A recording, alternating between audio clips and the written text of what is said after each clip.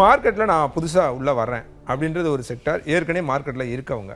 இவங்க 2 பேருக்குமே அதில் குறிப்பாக இப்போ ரீட்டைல் இன்வெஸ்டர்ஸ் அவங்க என்ன விஷயங்கள்லாம் கவனிக்கணும் அடிப்படையாக? மார்க்கெட்டுக்கு புதுசாக வர்றவங்க அப்படின்றவங்க அடிப்படையில் ஒரே ஒரு தீமோடு தான் உள்ளே வரணும். நான் ஒரு லாங் டேர்ம் இன்வெஸ்டர், நான் இதை முதலீடு பண்ணுறதுன்றது அடுத்த 3 வருடங்கள் 5 வருடங்கள் 10 வருடங்கள் அந்த கண்ணோட்டத்தோடு தான் வருகிறேன். நான் தங்க விதிமுறைகள்னு சொல்லி ரொம்ப நாளாக சொல்லிக்கிட்டே இருப்பேன். பங்கு சந்தைக்குள்ளே முதலீடு பண்ண வந்தீங்க அப்படின்னா உங்கள் உபரி பணத்தில் மட்டுமே சந்தையில் முதலீடு செய்ய வேண்டும். இப்போ சர்ப்ளஸ் ஃபண்டுன்றது நான் சொல்கிற டெஃபினேஷன் என்ன, இந்த பணத்தை இழப்பதன் மூலம் உங்கள் நடைமுறை வாழ்க்கை பாதிக்காது, எந்த வகையிலும் பாதிப்பு இருக்காதுன்னு நினைக்கிறீங்களோ அந்த பணத்தை நீங்கள் சர்ப்ளஸ் ஃபண்டுன்னு சொல்லலாம். அப்படி முதலீடு செய்யக்கூடிய ஆளாக இருந்தீங்க அப்படின்னா புதிதாக வர்றவங்களுக்கு, ஆனால் ஏற்கனவே இருக்கிறவங்க சேர்த்தே கூட நம்ம எடுத்துக்கலாம்.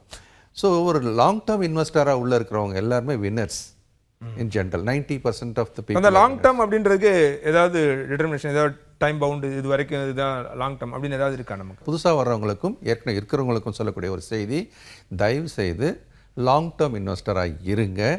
உங்களுடைய பணத்தின் 100% லாங் டேர்மில் போட்டிங்கன்னா ரொம்ப சந்தோஷம். இல்லை நான் கொஞ்சம் உள்ளே கொஞ்சம் வேகமாக வாங்கி விற்கணும்னு நினைக்கிறேன்னு சொன்னீங்கனாலும் உங்களுடைய பணத்தில் 70% லாங் டேர்ம்லையும் 30% மட்டுமே குறுகிய கால முதலீட்டுக்கு நீங்கள் திசை திருப்பலாம் அப்படின்றது 2 செய்தியாக உங்களுக்கு சொல்லி